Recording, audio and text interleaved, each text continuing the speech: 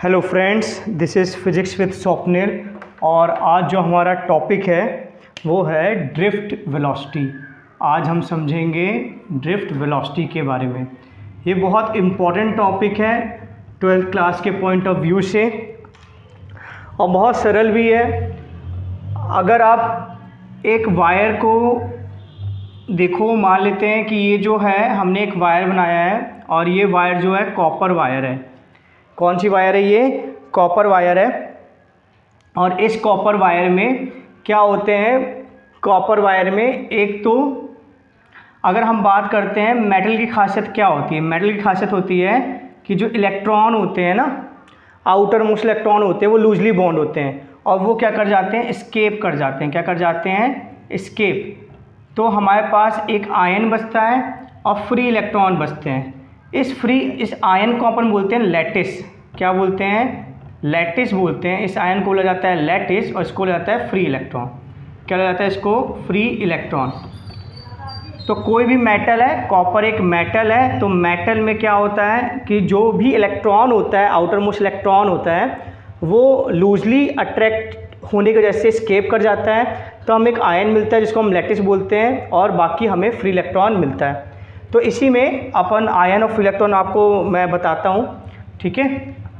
तो मान लेते हैं ये कि आपका आयन्स है, ये सब क्या है? आयन्स हैं और ये आपके फ्री इलेक्ट्रॉन हैं। और फ्री इलेक्ट्रॉन जो होते हैं वो कैसे भी मूव करते हैं, किसी भी डायरेक्शन में रैंडम मोशन करते हैं। आपके जो फ्री इलेक्ट्रॉन होते हैं ना, किसी भी डायरेक्शन में क्या करते हैं? रैंडम मोशन करते हैं। अब हमें पता करना है ड्रिफ्ट वेलोसिटी, हमें पता करना है। तो ड्रिफ्ट वेलोसिटी में कुछ एजम्पशन है जो कि हम इसको मानेंगे। देखते हैं क्या क्या एजम्पशन है। पहले इसको एक बार रब कर देते हैं और इसका एक और एग्जैगरेटेड व्यू बनाते हैं। पहला एजम्पशन जो है ड्रिफ्ट वेलोसिटी में वो ये है कि जब भी एक इलेक्ट्रॉन लैटिस से कोलाइड करेगा, एक इलेक्ट्रॉन जब लैटिस से कोलाइड करेगा तो हम मान लेंगे कि उसकी जो स्पीड है वो क्या है? जीरो है, ठीक है। तो ये इलेक्ट्रॉन जब इस लैटिस से टकराएगा तो हम इसकी स्पीड क्या मान लेंगे? जीरो है। अब यहाँ से वो फिर दूसरी लैटिस की ओर जाएगा, तो जब यहाँ से वो दूसरी लैटिस की ओर जा रहा है तो हम उसका पाथ क्या मानेंगे? स्ट्रेट लाइन मानेंगे, ठीक है। तो पहला क्या है? When electron will collide with lattice its speed is zero. इसकी स्पीड क्या होगी? जीरो होगी। Second, collision between two lattice path is straight line. Path क्या माना जाएगा? स्ट्रेट लाइन माना जाएगा। Path is straight line. Path हम इसका स्ट्रेट लाइन मानेंगे, ठीक है। तो जब स्ट्रेट लाइन हम पाथ इसका मानेंगे तो हमारी जो डिफ़िकल्टीज़ है बहुत ज़्यादा हल हो जाएगी, ठीक है। तो जब इलेक्ट्रॉन यहाँ से यहाँ मूव करेगा तो हम इसका पाथ क्या मानेंगे? स्ट्रेट लाइन मानेंगे और मानेंगे कि इलेक्ट्रॉन इस पाथ में जा रहा है, स्ट्रेट लाइन पाथ में जा रहा है। अब ये जो वायर है ये बैटरी से कनेक्टेड है। ये वायर किससे कनेक्टेड है? बैटरी। मान लेते हैं V वोल्ट की बैटरी से कनेक्टेड है ये वायर, ठीक है। V वोल्ट की बैटरी से कनेक्टेड है। इसकी आई होप आपने नोट कर लिया होगा या स्क्रीनशॉट ले लीजिए। तो पहला क्या है? जब इलेक्ट्रॉन कोलाइड करेगा लैटिस से तो इसकी स्पीड जीरो मानी जाएगी और दो लैटिस के बीच में जो इसका पाथ होगा वो क्या माना जाएगा? स्ट्रेट लाइन माना जाएगा, ठीक है। अब क्या है कि हमने एक बैटरी लगाई है V वोल्ट की। तो ये जो V वोल्ट की बैटरी है, V वोल्ट बैटरी, ये इलेक्ट्रिक फील्ड पैदा करेगी। V volt battery will produce electric field. ये क्या पैदा करेगी? Produce electric field. ये क्या पैदा करेगी? Electric field. और जो ये इलेक्ट्रिक फील्ड है, इलेक्ट्रिक फील्ड हम जानते हैं शिकारी होता है, उसमें शिकार से ही रहता है। शिकार क्या होता है? इलेक्ट्रॉन। तो ये जो इलेक्ट्रिक फील्ड है जब वो पैदा होगी तो वो इलेक्ट्रॉन पे क्या लगाएगी? फोर्स लगा देगी, ठीक है। तो इलेक्ट्रिक फील्ड क्या करेगी? Electric field will apply force. Electric field क्या लगा देगी? फोर्स लगा देगी। कितने का लगा देगी? इलेक्ट्रिक फील्ड फोर्स लगा देगी। हम सब जानते हैं फॉर्मूला F=QE जानते हैं। तो क्या हो जाएगा? इसका इलेक्ट्रॉन का चार्ज E होता है तो इतना फोर्स लगा देगी, ठीक है। अब न्यूटन सेकंड लॉ से हम क्या जानते हैं? इसको रब कर देते हैं। न्यूटन सेकंड लॉ से हम जानते हैं कि जो फोर्स होता है जो फोर्स होता है ma के बराबर होता है। हमारा फोर्स क्या आया था, ई आया था, ma हो जाएगा। तो a की वैल्यू हमारी क्या आ जाएगी, E/m, ये हमारी एक्सेलरेशन की वैल्यू आ जाएगी। ठीक है, हमें एक्सेलरेशन की वैल्यू हमने निकाली है। इनिशियल वेलोसिटी क्या है, 0 है। इनिशियल वेलोसिटी इसकी क्या है, 0 है। अब किसी भी टाइम t में हमें इसकी फाइनल वेलोसिटी निकालनी है। तो हम जानते हैं इक्वेशन ऑफ मोशन का यूज़ करके हम जानते हैं, क्या जानते हैं, v = u + at। तो ये v = u की वैल्यू 0 है और a की वैल्यू क्या है, E/m और ये t। तो कहीं पे भी जो इसकी स्पीड होगी वो कितनी हो जाएगी, E/m/t। ठीक है, कोई भी टाइम में तो इसकी वेलोसिटी हो जाएगी।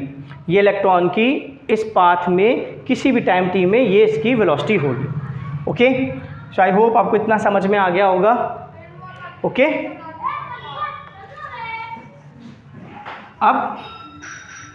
अब इसके बाद क्या होगा, जब अब ड्रिफ्ट वेलोसिटी क्या होती है, ड्रिफ्ट वेलोसिटी क्या होती है, जब ये यहाँ से टकरा के फिर दूसरे लैटिस में जाएगा।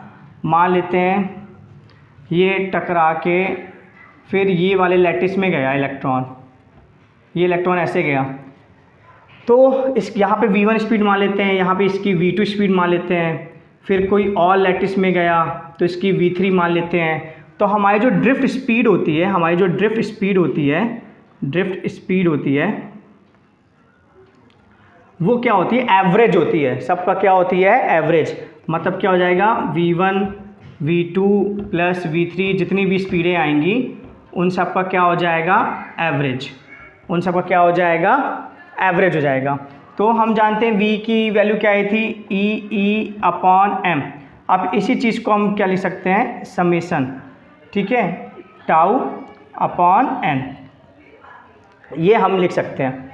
ठीक है, समेशन। ये समेशन कहाँ से हो जाएगा, 1 से लेके n तक। यही चीज़ को हम ये लिख सकते हैं, क्योंकि v के लिए हमें पता है, हमें निकाल ली थी E/m/τ। ठीक है, अब ये चीज़ कांस्टेंट है, E/m कांस्टेंट है, तो ये बाहर आ जाएगा E/m और ये आ जाएगा T/n और I = 1/n। अब ये एवरेज टाइम है, ये क्या है, एवरेज टाइम है। ठीक है, तो टाइम का एवरेज। अब ये देखा गया है जो ये एवरेज टाइम है ये रिलैक्सेशन टाइम के बराबर ही निकलता है। और रिलैक्सेशन टाइम क्या होता है, तो पहले मैं इसको लिख लेता हूँ। ये जो टाइम है वो आता है आपका रिलैक्सेशन टाइम, जिसको टाउ से रिप्रेजेंट करते हैं, इसके बराबर आता है। इस टाउ को बोलते हैं रिलैक्सेशन टाइम बोलते हैं। इस टाउ को क्या बोला जाता है, रिलैक्सेशन टाइम। अब ये रिलैक्सेशन टाइम क्या होता है इसको अपन समझते हैं। ठीक है, तो आई होप आपने तो नोट कर लिया होगा या इसका स्क्रीनशॉट ले लीजिए आप। अब रिलैक्सेशन टाइम क्या होता है हमारा, टाइम जैसे एक इलेक्ट्रॉन पहले यहाँ टकराता है, ठीक है, फिर यहाँ टकराता है और फिर यहाँ टकराता है। ठीक है, तो टाइम बिटवीन 2 सक्सेसिव कोलिजन। ठीक है, तो टाइम बिटवीन 2 सक्सेसिव कोलिजन, मान लो यहाँ से यहाँ लिया वो टाइम t1 और यहाँ से यहाँ टाइम लिया t2, इलेक्ट्रॉन जब टकराया। ठीक है, तो जो रिलैक्सेशन टाइम हो जाएगा वो हो जाएगा t1 + t2। तो रिलैक्सेशन टाइम जो होता है, ये जो रिलैक्सेशन टाइम है ये होता है टाइम बिटवीन 2 सक्सेसिव कोलिजन। क्या होता है, टाइम बिटवीन 2 सक्सेसिव कोलिजन, ये होता है टाइम बिटवीन 2 सक्सेसिव कोलिजन। ठीक है, तो एक्सपेरिमेंटली देखा गया है जो रिलैक्सेशन टाइम होता है और जो एवरेज टाइम होता है वो क्या होते हैं, बराबर होते हैं। तो हमारी ड्रिफ्ट स्पीड की वैल्यू क्या आई थी, हमारी आई थी ई और ये m और ये आया था ऐसे एवरेज I = 1 से n और t। तो जो एवरेज टाइम होता है और रिलैक्सेशन टाइम होता है वो देखा गया है सेम होता है। तो हम Vd का क्या लिख सकते हैं, Vd = E/m और τ। तो ये हमें फॉर्मूला डिराइव करना था जो कि हमने डिराइव कर लिया है। ठीक है, यहाँ पे बात समझने वाली बात ये है कि टाउ क्या है, मटेरियल प्रॉपर्टी है। हर एक मटेरियल का अलग अलग रिलैक्सेशन टाइम होता है, ये मटेरियल प्रॉपर्टी है। और ये तो हमारे कांस्टेंट है, मास ऑफ इलेक्ट्रॉन कांस्टेंट होता है, चार्ज ऑफ इलेक्ट्रॉन भी कांस्टेंट होता है। तो हम ये देख सकते हैं कि Vd जो होता है डायरेक्टली प्रोपोर्शनल टू E होता है। इसका मतलब इफ़ इलेक्ट्रिक फील्ड इंक्रीज अगर इलेक्ट्रिक फील्ड बढ़ेगी तो drift speed will increase, drift speed भी क्या होगी, बढ़ेगी। ठीक है, तो ये क्वालिटेटिव एनालिसिस हो गया। जितना ज़्यादा इलेक्ट्रिक फील्ड बढ़ेगी उतना ही ज़्यादा क्या होगी, ड्रिफ्ट स्पीड भी बढ़ेगी। Thank you so much.